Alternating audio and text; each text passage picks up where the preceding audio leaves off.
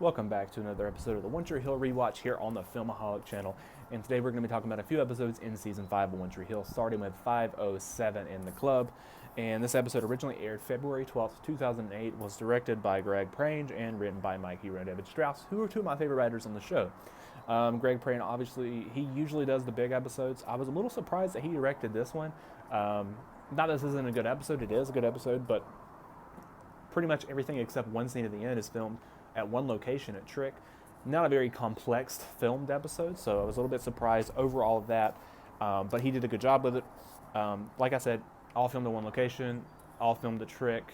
It's about the gang getting together, first time legally to drink together and to watch the honorary title perform at Trick, which Mia ends up opening for as well. Peyton gets that worked out, which is interesting. Jason shows up, causes problems, all of that, but Mia performs and does a good job, and that's the first time we get to see her perform live in the show, outside of the recording studio, and seeing Kate Vogel's talent. She ends up having 3 albums, I believe, come out over the course of One Tree Hill, all really good. Definitely looking forward to new music coming from her. I've seen her perform one time actually with Tyler Hilton as well, and that was incredible.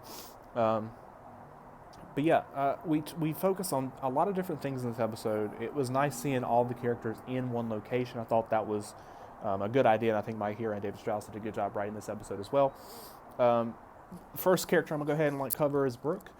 She's got 2 things going on mainly in this episode. The first is Owen, who she has a thing for and is trying to not only sleep with him, but I feel like she has a crush on him and wants to explore that relationship in this episode. He's kind of playing hard to get, but I like their back and forth in the episode and the next few episodes. That was definitely someone I actually thought that she could have a long-term relationship with in season 5 of the show. But we know what ends up happening with that situation. So she's got that going on in the episode, and then she's also got the stuff with Victoria still going on in this episode. Victoria shows up to try to embarrass her, and dresses pretty terrible, starts dancing all over people. So we got that going on. Lucas, Peyton, Lindsay stuff happening in this episode. Lindsay saw them together at Trick. She's dyed her hair Peyton blonde, apparently. So yeah, she's really upset over Peyton and Lucas's relationship. The fact that he started writing when she came back. She's jealous of her all over this. Rightly so, for the most part. And Peyton is upset at Lucas too still, and she's trying to pay him for rent, and he won't take it. So that's going back and forth. And ultimately, this ends up leading to them having a sort of another argument again in Peyton's office towards the end of the episode, actually, where then they end up kissing. They have a kiss. Haley walks in, sees it, which is going to play into the next few episodes. She's pissed. She's the only LL shipper going on at this time. And Lucas says, I need to go see Lindsay. And he leaves, which then leads us to the last scene of the episode, which I'll talk about here at the end. But we also have Carrie in this episode continuing to flirt with Nathan. Just annoying, terrible character. I like what happens to Carrie, but we'll talk about that when that happens, of course. But she continues to flirt with Nathan in this episode, and Q calls Nathan out on it. He's like, hey, because Nathan calls him out. He's like, I can't believe you're trying to drink in the club with your coaches. And he's like, well, I can't believe you're flirting with the nanny when your wife's in the club. And Nathan is like, I'm not flirting with her. And Q's like, yeah, I think you are. Like, you need to chill pretty much. Which then, I guess Carrie tries to make Nathan jealous, which is insane. But, her character is insane, so. But she's dancing with Jason, which is Kevin Federline's character, which sucks. It's finally his last episode. But he comes in and is trying to cause problems with Mia and whatnot. But then he has words later with Peyton and Haley and everything. And grabs, I think, Haley's ass, which the dude definitely deserved to get knocked the fuck out in that scene. Like, Nathan had every right to come to Haley's defense, and I would hit him, but he only shoves him, doesn't even hit him, and Haley gets so upset over in this episode, which yes, he did just get out of a wheelchair for his temper, but like the dude sexually harassed you. Like, come on. Anyways, that happens, and then Q ends up coming up and like punching Jason, which is going to lead into him being injured. Obviously, in the next episode, we see that his hand's injured, but that's going to play a bigger role in the course of the rest of the season of it actually being broken that he needs a cast. But he's trying to put that off, like going to the doctor about it. We also have Mouth and Millie exploring their relationship more in this episode. Or they've already seen each other, but this is really when we get to see them together and see that they would be a good couple. And they have a lot, really good chemistry and everything. Brooke kind of sets them up. But Alice is a trick too, and it's causing problems with her mouth. Like, there's a new on-air position, and Mouth really wants it, and he knows he'll get it if he continues his relationship with Alice. But she threatens to fire him. Eventually, at the end of the episode, you think he's going to choose Alice and the on-air position over Millie, but he comes to his senses, and Alice is pretty much like, you're fired. But he chooses Millie instead, but not in this episode technically, because in the next episode it's him trying to convince Millie that they should have a thing, they should try out a relationship, and that he's sorry and everything. But then at the end of the episode, two things happen. One, well, first, so Nathan and Haley get home. Haley's upset, goes to bed, and Carrie tells Nathan that she, like, everything, all the flirting and everything, she meant all of it, like, she's not just drunk. And then she goes out and swims naked again. Really, Nathan should have straight up fired her at that moment and sent her on packing. But that's going to go into the next few episodes. Peyton tells Brooke that she did come back to Tree Hill for Lucas. Brooke's like, I know you've had that Lucas feeling face on since you got back to Tree Hill. So we see that, and then Peyton goes to see Lucas after they've kissed. She goes to Lucas's house to talk to him, and Lindsay comes out crying.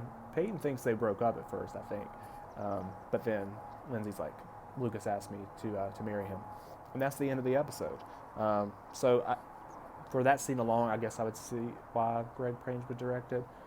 But I mean, it was a good episode. It's a really solid episode, actually. But it leads us into the next episode, which is 508, Please, Please, Please Let Me Get What I Want. And that episode originally aired February 19th, 2008, and was directed by Paul Johansson. He's coming back to direct this episode, and it was written by Mike Daniels, who writes a total of 5 episodes throughout the next few seasons and through season 7. But this is his first episode. And the big thing about this episode is obviously his proposal to Lindsay. Well, that's how the episode starts. The episode starts with us going back a little bit in time, and the fact that Lindsay found the ring that Lucas had for Peyton in the sock drawer. So then he ends up proposing to her, and then Peyton finds out, and then we go through the rest of the episode, which is Peyton recalling Brooke, and Owen ends up driving Brooke home because she's been drinking, and then Peyton and Brooke having an emotional scene and burning Lucas's book, and Brooke pretty much telling her she needs to let go and all this, which Peyton doesn't do, because the next scene we see with her, she goes and visits Lucas at school, in his office, trying to convince him not to marry Lindsay, and then having an emotional scene together, followed by the reintroduction of the girl that is living in Peyton's house now, and how she's been living vicariously through Peyton and Lucas's relationship, and the fact that that's written on the door and everything, which ultimately ends in the episode with Peyton asking her to, buying her paint and telling her, please paint over the door and live your own life, pretty much. But then backing it up, more people finding out about Lucas and Lindsay's engagement, him telling Nathan to Skills making a joke about, to who, and then Haley telling everyone too about, well, not telling everyone, but she tells Nathan about Lucas and Peyton's kiss, and Nathan's pretty much like, you need to forget that you saw it. which I agree with, because Haley, not necessarily forget that you saw it, but you need to talk to Lucas about it. You definitely don't need to go talk to Lindsay about it, because even though Lindsay's your friend, Lucas is your best friend.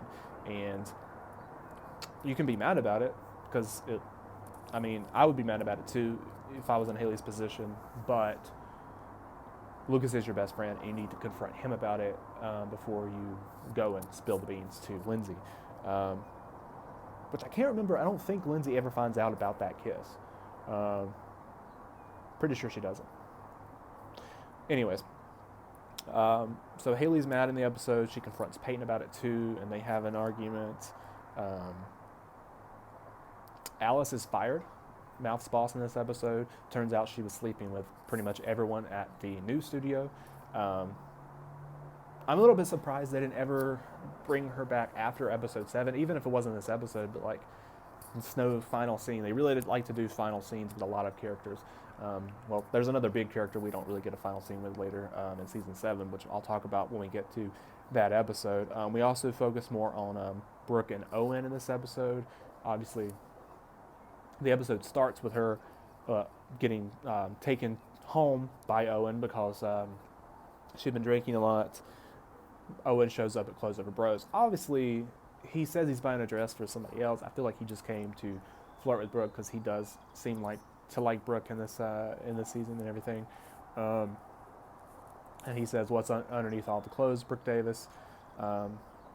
Which bothers her. She has a scene with Jamie, which is really cute, with the ice cream, and then the episode ends with her naked again in the back of Owen's car this time. And he finally says, "Hey, let's just go ahead and hook up," and she's like, "As if." But their relationship's going to get explored more in the next few episodes. When we get to those moments later, which is coming to the close, because obviously their relationship doesn't work out, I wonder why it didn't. Ultimately, I'm glad that it didn't, because of what happens in the future with her character, but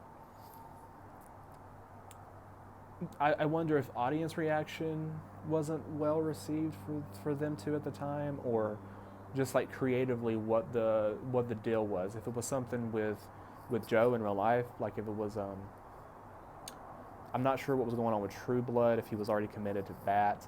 I mean, obviously he's never a regular on the show, so I wonder the behind the scenes stuff of maybe why they didn't make Brooke and Owen in game, but glad they didn't overall. Carrie, Nathan has a conversation with her at the beginning of the episode. Hey, the flirting's got to stop, and you got to stop swimming naked, or like you're going to be fired. This has. And then what does she do? She ends up kissing Nathan in the episode, which, if you do watch, he doesn't kiss her back, but he doesn't shove her off either. So it is troubling for his character, but he is ultimately going to tell Haley in the next episode. He's really upset about it. I feel like he almost tells her at the end of this episode, but Carrie walks in the room and kind of like messes up what he was going to say. And the best scene in this episode, well, before this, Peyton has a conversation with her mom's gravestone, and then a leaf falls to give her a signal what she should do, and it falls over at Keith's grave, which was a nice little scene. But the best scene in this episode is at the end of the episode, where Peyton visits Lucas at the school and in the gym, and she kind of like talks about the past, and then she says, "Hey, like, I'm not going to get in your way anymore of your relationship with Lindsay. I'm going to do what Keith did. He waited for Karen all these years before they finally agreed to get married and everything. She's going to pull a card like Keith and let him live his life, essentially, and not get in the way of that." It was a beautifully written scene. It was well acted from Hillary Burton and Chad Michael Murray in that moment. And then obviously you have the voiceover end from Peyton writing the letter to the girl about painting over her door, and you see Peyton drawing a picture and crying in her office. So very, very good there. And then we move on to the final episode I'm going to talk about today, which is 509 for Tonight. You're Only Here to Know. And the episode originally aired February 26, 2008. Was directed by Joe Davola. This is the first of 10 episodes that he directs throughout season, through the rest of the series, actually through season 9. Joe is also a producer on the show, but this is his first episode directing. His last episode that he directs is actually my favorite episode of the series, Danny Boy, which is in season 9, of course, one of the final episodes of the series.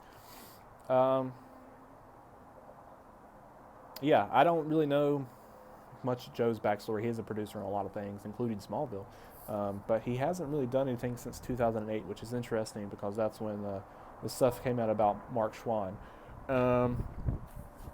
That's kind of all I'll say about that. But yeah, the episode. Well, the main thing about this episode is the two big things is there's the basketball games happening.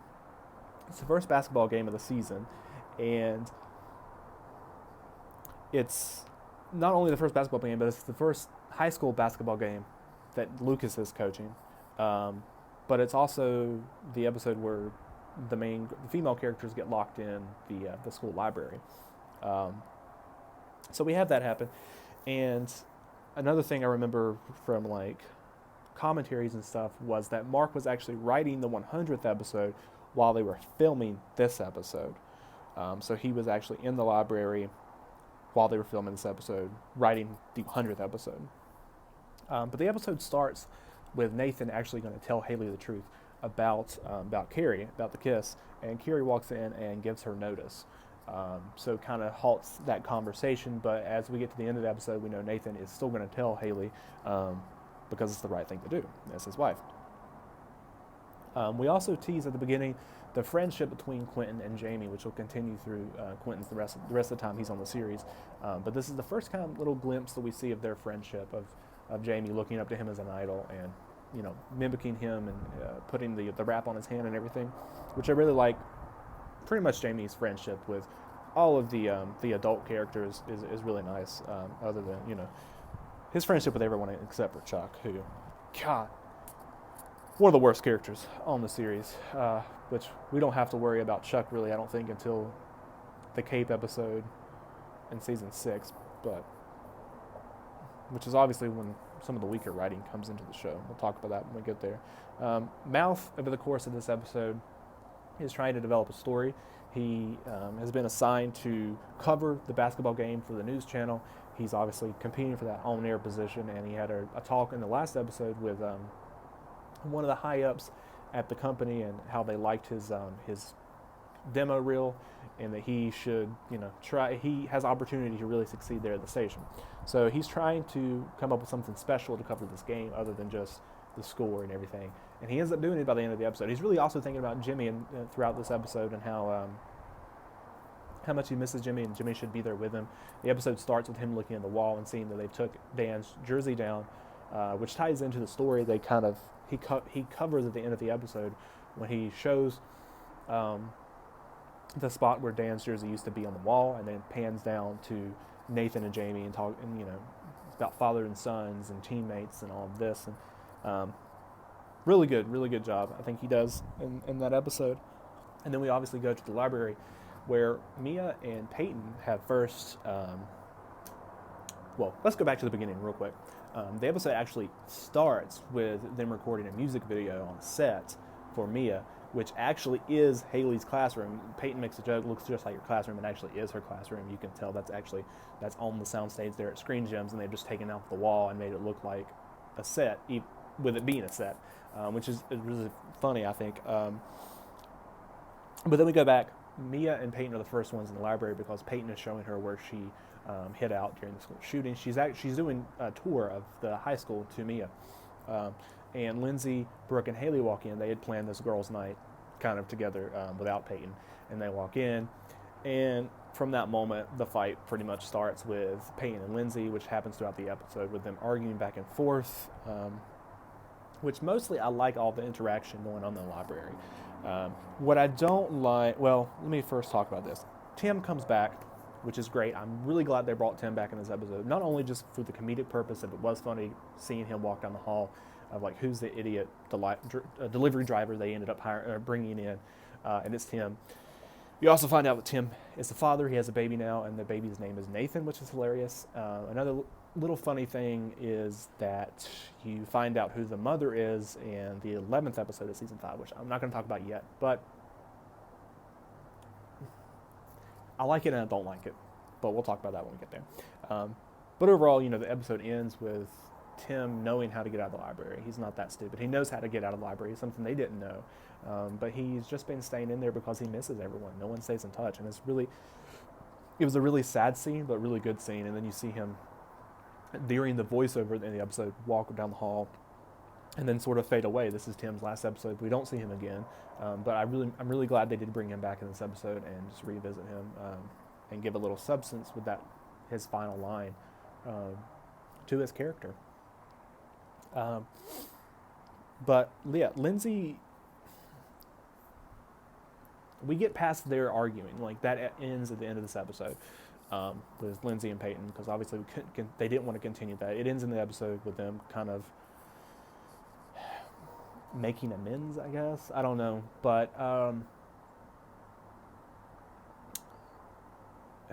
Lindsay has like a fit and crying because of her father in this episode, which I don't know. It's supposed to be this really sentimental scene to make you feel bad for Lindsay's character, and like obviously that is bad that her father died of cancer and all this, but I'm not really attached to that character, and I really don't. The scene just didn't work for me because you're supposed to feel bad for Lindsay, and Peyton's supposed to feel bad for her, and she does, and that's when ends up calling them, making amends and all this. Because Peyton, I guess, has been mean to Lindsay, and she's there still her fiance. But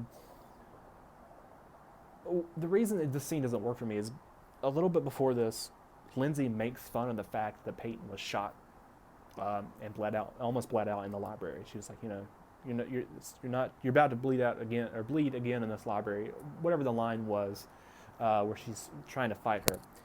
Not funny. Peyton even says it in the scene. She was like, you think that's funny? And before, when they're trying to fight, it's not, and it's really insensitive that you would make fun of her getting, not only the fact that she was shot, almost died in this school shooting, but that's also where your fiance lost his father figure. So it's really insensitive, and that just gets brushed over because of the fact that her dad died 2 years ago. Sorry, it doesn't work for me. But they end up getting out of the library because Tim found out how to open the door. They get out, and the episode ends with us finding out that the Ravens did win the game, which is nice. Peyton and Mia leave together. Brooke and Haley and Lindsay go their own way, but then Lindsay comes up there with Lucas, and that's when we pan up to see the reveal that the Ravens won the game. Nathan and Lucas also have a conversation where Nathan tells Lucas that he is going to tell Haley about the kiss, and that he knows that Lucas kissed Peyton as well. But that's pretty much the sum up of this episode. I'm really excited. We're getting close to the 100th episode of the series, which is 512, and also one of my personal favorite episodes of the series. It's definitely my top 5, if not my top 3. I think it's in my top 3, but we'll see after rewatching it. But yeah, so the next episode of the One Tree Hill rewatch that I'm going to do for you guys is going to be episodes 5, 10, and 511, and then we'll do 12 as a separate episode because I'm really going to dive into that and talk about it because this is my favorite of the season. Just incredible writing, acting, directing in that episode, some of the shots, just the way that episode makes me feel. But yeah, overall so far, season 5 is a really solid season. I think they did a really good job of having this be a continuation, but also in a way like a soft revamp of the show, and getting back to really, there's some crazy stuff that happens in season 5. Obviously, with the whole Carrie thing, Alice, like there's those two storylines in particular, like not the best, especially the Alice one. I feel like, but not the best, but for the most part, season 5 is true. It's real. It's believable writing, and it's really good. And it's that emotional writing that the first 3 seasons definitely had. Which, if you watch my video talking about like my favorite moments and whatnot, or my favorite seasons, season 4 is not my least favorite season of the high school years.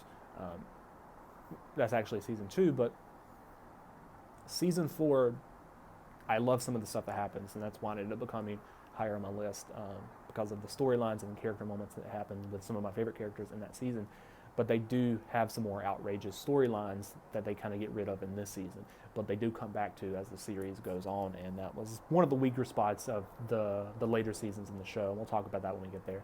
But that's my episode today, guys. Thank you for watching, tuning in, and don't forget to like this video and subscribe to the channel, and I will see you guys next time.